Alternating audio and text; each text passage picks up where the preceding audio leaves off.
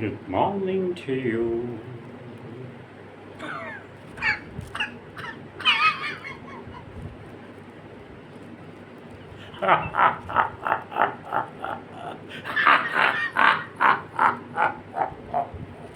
ഒരുപക്ഷെ നിങ്ങൾ ആലോചിക്കും എന്താണ് ഇത്ര ചിരിക്കാൻ ഉണ്ടായെന്ന്. കാരണം മറ്റൊന്നുമല്ല, ഞാൻ പറയാൻ പോകുന്ന ഒരു കാര്യമുണ്ട്. ആ കാര്യത്തെപ്പറ്റി ആലോചിച്ചിട്ടാണ് ഞാൻ കാര്യം എന്താണെന്ന് എനിക്കറിയാമല്ലോ. അപ്പോൾ ആ കാര്യം ഞാൻ പറഞ്ഞാൽ നിങ്ങളുടെ പ്രതികരണം എങ്ങനെയാണെന്ന് എനിക്ക് തീർച്ചയായിട്ടും അറിയില്ല. അപ്പോൾ ആ പ്രതികരണത്തെ ഓർത്തിട്ടാണ് ഞാൻ ചിരിക്കുന്നത്. കാരണം വെച്ചാൽ ഇപ്പോഴേ പറഞ്ഞാൽ നിങ്ങൾ എന്നെ കല്ലെറിയും. അതുപോലുള്ളൊരു കാര്യത്തെ പറ്റിയാണ് ഞാൻ എന്നാലോ ഒന്ന് ആലോചിച്ചാൽ കല്ലെറിയാൻ തന്നെ തോന്നില്ല. അങ്ങനത്തെ ഒരു കാര്യമാണ്. പക്ഷേ അത് അവതരിപ്പിക്കണമെന്ന് എനിക്ക് തോന്നിക്കഴിഞ്ഞപ്പോൾ സ്റ്റാൻഡപ്പ് കോമഡിയാണ്. അപ്പോൾ എന്തെങ്കിലും നിങ്ങളെ സന്തോഷിപ്പിക്കുവാനോ ചിരിപ്പിക്കാനോ വേണ്ടിയിട്ട് ഞാൻ അവതരിപ്പിക്കുന്ന ഒരു കാര്യമാണ്. അപ്പോൾ അങ്ങനെ ഒരു കാര്യം വരുമ്പോൾ തീർച്ചയായിട്ടും അതിനകത്ത് എന്തെങ്കിലും അപാകതകൾ പാടില്ല എന്ന് എനിക്ക് നിർബന്ധമുണ്ട്. നിങ്ങൾക്ക് അത് അറിയില്ലല്ലോ, അത് പരീക്ഷിക്കാൻ വേണ്ടിയിട്ടാണ്. അപ്പോൾ ഞാനപ്പോൾ ആലോചിച്ചപ്പോൾ ഒരു വളരെ മനോഹരമായ ഒരു കാര്യമായിരിക്കണം അവതരിപ്പിക്കേണ്ടതെങ്കിൽ മാത്രമേ നിങ്ങളുടെ ശ്രദ്ധ പിടിച്ചു പറ്റാൻ പറ്റുള്ളൂ. അതുകൊണ്ടാണ് ഞാൻ അവതരിപ്പിച്ചത് ഒരു സംഭവം. അത് ആ വാക്ക് പറയാൻ എനിക്ക് കഴിയില്ലാത്തതല്ല, ഞാൻ ശ്രമിക്കുന്നില്ല. അതിന് പകരം ഞാൻ ഇംഗ്ലീഷുകാരുടെ ഒരു പ്രയോഗമുണ്ട്. അവരതിനെ പറയുന്നത് യൂഫമിസം എന്നാണ്. യൂഫമിസത്തിലൂടെ ഞാൻ ആ കാര്യം അവതരിപ്പിക്കാവുന്നത്. അതിന് മലയാളത്തിൽ അത് പണ്ഡിതന്മാർ പറയുന്നത് മംഗലഭാഷിതം. എങ്ങനെയാണ് ഈ മംഗലഭാഷിതം ഉണ്ടായതെന്നല്ലേ? അതായത് പറയാൻ പോകുന്ന വാക്കിലുള്ള എന്തെങ്കിലും അരോചകമായിട്ടുള്ള കാര്യങ്ങൾ ഉണ്ടെങ്കിൽ അത് പറയാതെ, നേരിട്ട് പറയാതെ വളച്ച് തിരിച്ചൊന്ന് പറയുന്നതിനാണ് മംഗലഭാഷിതം എന്ന് പറയുന്നത്. ഇംഗ്ലീഷിൽ യൂഫമിസം എന്ന് പറയും. നമ്മൾ ധാരാളം ഉപയോഗിക്കുന്നതാണ്. പക്ഷെ നമ്മളതിനെപ്പറ്റി ആലോചിക്കുന്നില്ല, അതെങ്ങനെയാണോ ഇല്ല എന്നുള്ളത് ആലോചിക്കുന്നില്ല. കാരണം അത് അങ്ങനെ ആയിപ്പോയി കേട്ട്.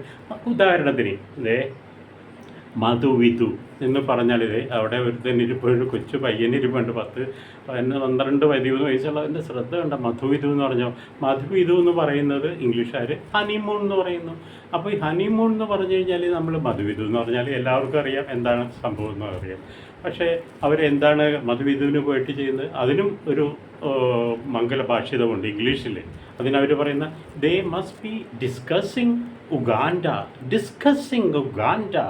എന്നാണ് അവർ പറയുന്നത്. അതൊരു മംഗലഭാഷിതം. ഏതായാലും ഇതൊരു മംഗലഭാഷിതമായിട്ടാണ് ഞാൻ ഈ കാര്യം അവതരിപ്പിക്കാൻ പോകുന്നത്. മംഗലഭാഷിതത്തിൽ പറയുന്ന മറ്റൊരു വാക്കുണ്ട്, അതിലേക്ക് ഞാൻ വരുന്നില്ല. അത് നിങ്ങൾ ചിന്തിച്ച് എടുക്കേണ്ടതാണ്. അതിനാണ് പറയുന്നത് മംഗലഭാഷിതം. അതാണ് ഇവിടെ പറയുന്നത് അതിഥി. എല്ലാവർക്കുമുണ്ട് അതിഥി, ഇല്ലേ? എല്ലാവർക്കും അതിഥികളെ ഇഷ്ടമാണ്. ഇഷ്ടമില്ലാത്തവരാരുമില്ല. എല്ലാവർക്കും, നമ്മളുടെ ഇവിടെ ഇരിക്കുന്നവർക്കും എല്ലാവർക്കും അതിഥികളെ വളരെയധികം ഇഷ്ടമാണ്. പക്ഷേ ഈ അതിഥി ചിലപ്പോൾ അനീതിയായിട്ട് മാറും. അവരുടെ കയ്യിൽ നിന്ന് വരുന്ന അവരുടെ കൈപ്പിഴ എന്ന് പറയാൻ പറ്റില്ല, അവരുടെ കയ്യിലിരിപ്പ് അതങ്ങനെയാണ് ചിലവരുടെ.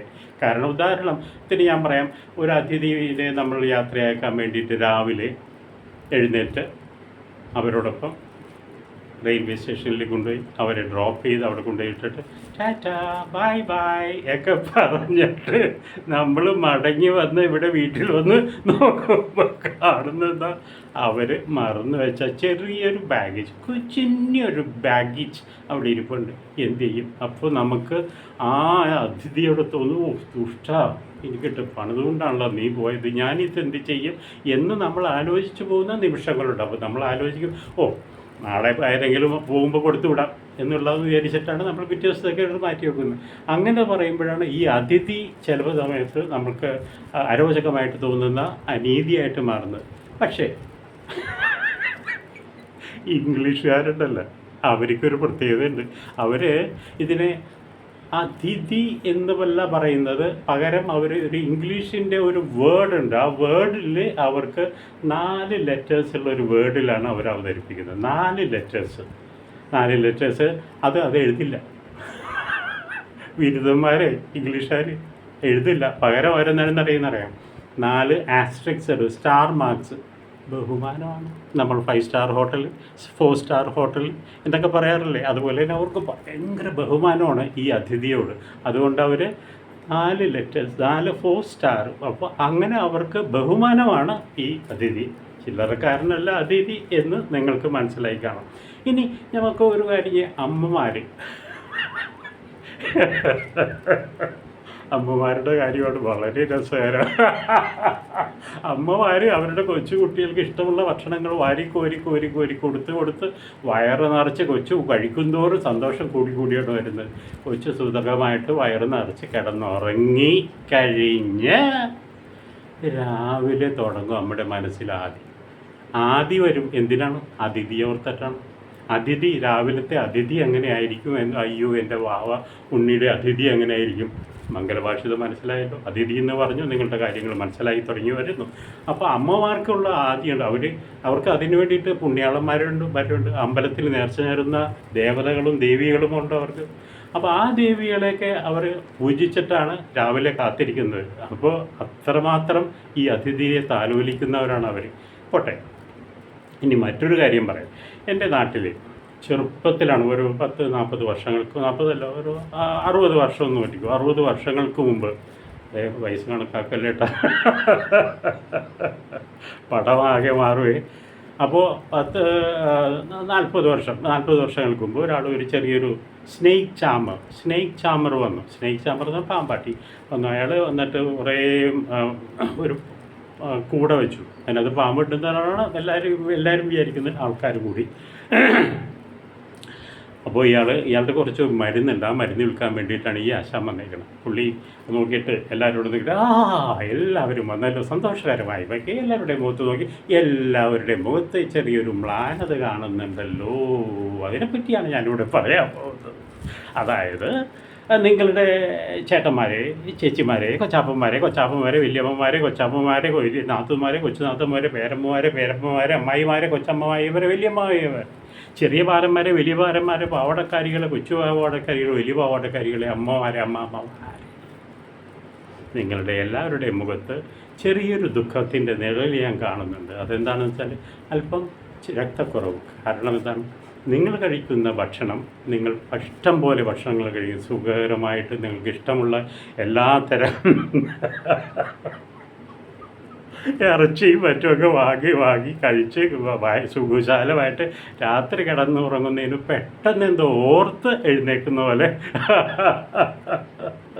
എഴുന്നേറ്റിട്ട് ഒരു കൊച്ചു പഴവും കഴിച്ചിട്ട് നിങ്ങൾ കയറി കിടക്കുന്നു, ഉറങ്ങുന്നു, ഒരു ഗ്ലാസ് വെള്ളവും കുടിക്കുന്നു, കിടന്നുറങ്ങുന്നു. രാവിലെ എഴുന്നേൽക്കുന്നു, നിങ്ങൾ ടോയ്ലറ്റിലേക്ക് പോകുന്നു, അവിടെ ചെന്ന് കുത്തിയിരിക്കുന്നു, നിങ്ങൾ നിമിഷങ്ങൾ എണ്ണുന്നു.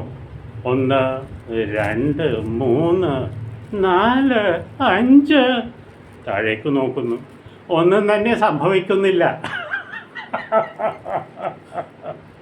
അങ്ങനെ ഒന്നും തന്നെ സംഭവിക്കില്ലാത്തവർക്ക് കഴിക്കാനുള്ളതാണ് ഈ കൊച്ചുമരുന്ന്.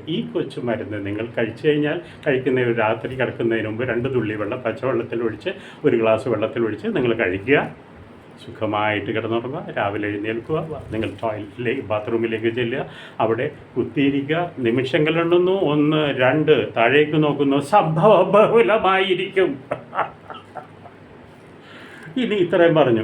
ഇനി ഞാൻ മറ്റൊരു കാര്യം എന്താണെന്ന് വെച്ചാൽ, എൻ്റെ ഒരു കൂട്ടുകാരൻ, അങ്ങേരുടെ അങ്കിളിന് പറ്റിയ അമളി എന്ന് പറയാൻ പറ്റില്ല, അങ്ങയുടെ കൂട്ടുകാരനൊന്നിച്ച് ഒരിടത്ത് പോയി കഴിഞ്ഞപ്പോൾ അവർ പറഞ്ഞതാണ്, കൂട്ടുകാരൊക്കെ ആയിട്ട് ഒന്ന് നടക്കാമെന്നും ആലുവ മണപ്പുറത്തുകൂടി നടക്കുകയായിരുന്നു. മലയാറ്റൂർ പോയിട്ട് മടങ്ങി വരുന്ന വഴിയാണ്. ആലുവ മണപ്പുറത്തുകൂടി നടന്നു കഴിഞ്ഞപ്പോൾ ഒരുത്തൻ പറഞ്ഞു, അയ്യോ അങ്കിളെ നോക്കി 5-8 പേരുണ്ട്, സൂക്ഷിക്കണേ, അവിടെ അതിഥിയാണ് വഴിയിലെല്ലാം. അപ്പോൾ അതിഥിയിൽ ചവിട്ടാതെ പോകണം. അതിഥി എന്നല്ല പറഞ്ഞത്, അവർ വേറൊരു വാക്കാണ്. ഇപ്പോൾ ഈ അതിഥിയിൽ ചവിട്ടാതെ നിങ്ങൾ പോകണം എന്ന് എല്ലാവരോടും പറഞ്ഞു. അതിലെല്ലാവരും കേട്ടു. എല്ലാവരും നടന്നു പോവുകയാണ്. ഇങ്ങനെ കുറേ ദൂരം നടന്നു കഴിഞ്ഞപ്പോൾ അങ്കിളിന് മാത്രം അവരുടെ കൂടെ ഉണ്ടായിരുന്ന വളരെ ഒരു പ്രത്യേക ഒരു ജോലി ചെയ്യുന്ന ഒരാളാണ് പുള്ളി. എല്ലാവർക്കും പുള്ളിനോട് ബഹുമാനം ഒക്കെയാണ്. അപ്പോൾ അങ്ങനെയുള്ള പുള്ളി ഒരിടത്ത് ഇങ്ങനെ കുത്തി താഴേക്ക് നോക്കി തന്നെ ഇങ്ങനെ നിൽക്കുകയാണ്. കൂടെ ചിരിച്ച് എന്താണ് ഇയാൾ അവിടെ താഴെ നോക്കിയിരിക്കുന്നതെന്ന് പറഞ്ഞുകൊണ്ട് ചെന്ന് കഴിഞ്ഞപ്പോൾ ഇയാൾ താഴെ നോക്കിയിരിക്കുന്ന ആരുടെ അതിഥി ഉണ്ടാക്കി വെച്ചിട്ടുണ്ട്, ഒരു കൂമ്പാരം അതിലേക്ക് നോക്കിയാണ് പുള്ളി നിൽക്കുന്നത്. അപ്പോൾ എന്താണ് സാറേ ഇങ്ങനെ കാണിക്കുന്നത്? എന്താ ചേട്ടാ, എന്താ അങ്കിളെ ഇങ്ങനെ അവിടെയൊക്കെ നോക്കി. നിങ്ങൾക്കത് പറയാം, എനിക്കിത് കണ്ടിട്ട് കൊതിയായിട്ട് പാടില്ല. കൊതിയാക്കിയ അതിഥിയെ കണ്ട കൊതി വരും. അയാൾ പറയണം, ഇതുപോലെ ഒന്ന് എനിക്ക് ഒരു അതിഥി ഉണ്ടായിട്ട് വർഷങ്ങൾ എത്രയായിരുന്നു നിനക്കൊക്കെ അറിയാമോടാ എന്ന് ചോദിച്ചാൽ. ഇനി ഒരു വേറൊരു കാര്യം പറയാൻ പോകുന്നത് സുരേഷ് ഗോപി പറഞ്ഞ അതിഥിയാണ്. അതിപ്പോൾ സുരേഷ് ഗോപി ഇങ്ങനെ എല്ലാവരെയും കാണും, കൊച്ചു പിള്ളേരും കാണിക്കും, ഇങ്ങനെ വന്നിട്ട് അതിഥി എന്നാണ് പറഞ്ഞിരുന്നതിൽ എത്ര ഇഫക്റ്റ് ഉണ്ടാവും. പക്ഷേ സുരേഷ് ഗോപി അതിൻ്റെ കൃത്യമായിട്ടുള്ള മലയാളം പറഞ്ഞപ്പോൾ അങ്ങേര് ഇതൊന്നും കൂടാതെ യൂഫമിസം കൂടാതെ മംഗലഭാഷിത ഒന്നും കൂടാതെ പുള്ളി പറഞ്ഞു. അപ്പോൾ കേട്ടപ്പോൾ എല്ലാവർക്കും വലിയ രസമായി തോന്നി. പക്ഷേ നമ്മൾ പറഞ്ഞാൽ അയ്യോ നമ്മൾ താഴെ കിടക്കുന്നവൻ അവനോട് പറഞ്ഞു കഴിഞ്ഞാൽ ശരി. അപ്പോൾ ഞാൻ പറയുന്ന അതിഥി എന്ന് പറഞ്ഞിരുന്നെങ്കിലോ. പക്ഷേ എന്തുകൊണ്ട്, എൻ്റെ ചോദ്യം അതല്ല, എന്തുകൊണ്ട് ഈ സുരേഷ് ഗോപി സാർ ഇങ്ങനെ വിരൽ മുകളിലേക്ക് വെച്ചത് എന്നുള്ളത് എനിക്ക് മനസ്സിലായില്ല. സാർ ഇങ്ങനെയായിരുന്നെങ്കിൽ മനസ്സിലാക്കാമായിരുന്നു, അതിഥി പോകുന്ന വഴി അതാണെന്ന്. ഇതല്ലല്ലോ, ഇങ്ങനെയാണ് കാണിച്ചത്. അപ്പോൾ എന്നെ ചിന്തിപ്പിച്ചു. അപ്പോഴാണ് ഞാൻ ഇംഗ്ലീഷ് ഡിക്ഷണറി എടുത്ത് നോക്കിക്കഴിഞ്ഞപ്പോൾ അതിനകത്തൊരു ഫ്രേസ് ഉണ്ട്, ഇംഗ്ലീഷുകാരുടെ ഒരു ഫ്രേസുണ്ട്. ഫ്രേസ് എന്താണെന്നറിയാം, അതിഥി ഹിറ്റ് ദ ഫാൻ. അതിഥി ഹിറ്റ് ദ ഫാൻ. അതിഥി ഫാനിലായി കഴിഞ്ഞാൽ ആകെ കുളമായി കറങ്ങിയ ചില മതിലേല് മുഴുവനും ഈ അതിഥി ആയിക്കഴിഞ്ഞാൽ ആകെ നാശമായി നാറാണക്കല്ലായി എന്ന് പറയുന്നത് അതിനാണ്. ഇനിയും കുറച്ചുകൂടിയുണ്ട്. അത് ഒരു ചെറിയൊരു പാഴ്സൽ പോലെ ഒരു ചെറിയൊരു മിനി പ്രകടനത്തിലൂടെ അവതരിപ്പിക്കാം. Okay, wonderful. അപ്പോൾ മംഗലഭാഷിതം മറക്കരുത്. പലയിടത്തും നമ്മൾക്ക് ഉപയോഗിക്കേണ്ടി വരുന്നതാണ് മംഗലഭാഷിതം. ഇംഗ്ലീഷിൽ യൂഫമിസം. അങ്ങനെ യൂഫമിസം ഇംഗ്ലീഷിൽ ധാരാളമുണ്ട്. അതിനെപ്പറ്റിയെല്ലാം നമുക്ക് ഇനി അടുത്ത ഒരു അവസരത്തിൽ പ്രതിപാദിക്കാം. എന്താ?